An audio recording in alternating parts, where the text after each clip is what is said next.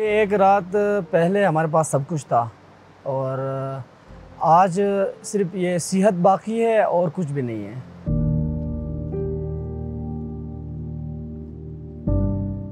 खैबर पख्तूनख्वा में ताज़ा सैलाबों और उनके नतीजे में आने वाली तबाही ने अयाज को माजी की याद दिला दी है। बहरीन के रिहायशी 23 साला मोहम्मद अयाज आज भी उस रात को नहीं भुला सकते जब सैलाबी रेले उनका सब कुछ बहा कर ले गए थे। दोपहर तक हमें पता चल गया था कि नदी थोड़ी आहिस्ता आहिस्ता बढ़ रही है ना। ये मामूल के मुताबिक था। 2020 में भी इस तरह हुआ था और 2010 में तो हुआ था।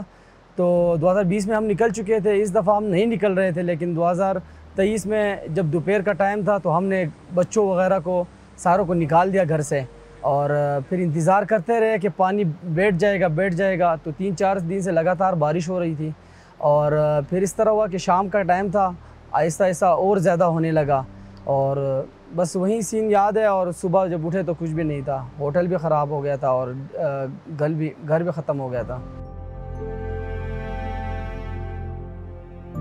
पाकिस्तान के शिमाल मगरबी सूबे खैबर पख्तूनख्वा में वाक़ बहरीन एक ज़माने में सयाहत के लिए मकबूल था। वादी सवात को मशरिक़ का स्विट्ज़रलैंड कहा जाता है। यहाँ सयाहत मईशत की बुनियाद थी जो ज़िला सवात की आमदनी में 37% की हिस्सेदार थी। आजकल बहरीन शहर एक बड़ी तामीराती साइट की तरह लगता है। बहरीन के आप देखे जाए तो 90 से 95% तक लोग जॉबलेस हैं क्योंकि सबके फ्लड आए थे। फ्लड के बाद जो हमारे साथ ये होटल मेरे पास था तो 10-15-20 बंदे काम करते थे ना। तो अभी मेरे पास खुद का काम नहीं है। तो मैं जिस तरह सर्वाइव कर रहा हूँ ये मुझे पता है, अल्लाह को पता है।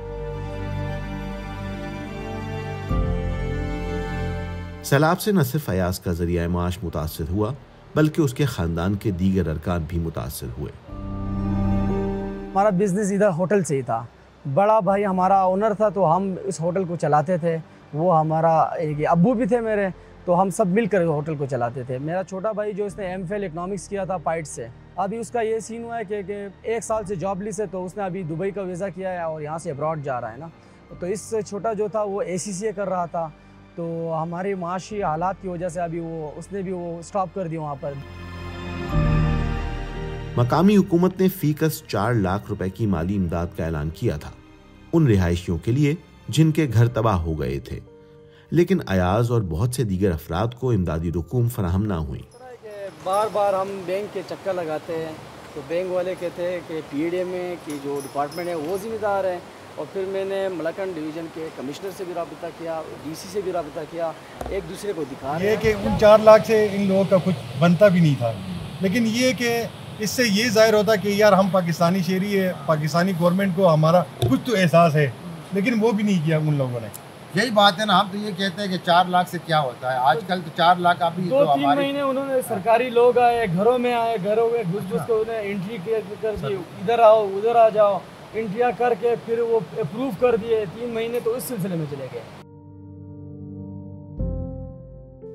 बहरीन के रिहायशी समाजी कारकुन जुबैर तुफैल अक्सर इलाका मकीनों के साथ मशावरत करते हैं और उनकी रहनुमाई करते हैं। बहरीन में यहाँ 35 होटल्स को नुकसान हुआ है, बड़े होटल्स को। इसमें कुछ बहुत ही ज़्यादा नुकसान हुआ है, कुछ कम हुआ है।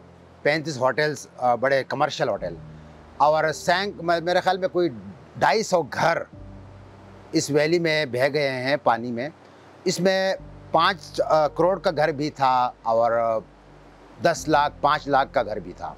डिफरेंट वो कैटेगरीज होते हैं। तो अगर इसका अंदाज़ा आप लगाए तो मुझे लगता है कि 30 से 40 अरब के दरमियान ये नुकसान है। इसके अलावा कोई 500-600 शॉप्स, दुकानें, मार्केट्स वो तबाह हुई हैं। क्या सवात के इस हिस्से के मौसमी हालात में तब्दीली आई है और क्या मौसमियाती तब्दीलियां ही कुदरती आफात का सबब बन रही हैं? क्योंकि यहाँ कोई हमारे पास साइंटिफिक डाटा तो नहीं होता, हम तो वो नहीं कर सकते, लेकिन ऑब्जर्वेशन कर सकते हैं, मुशाहिदा कर सकते हैं।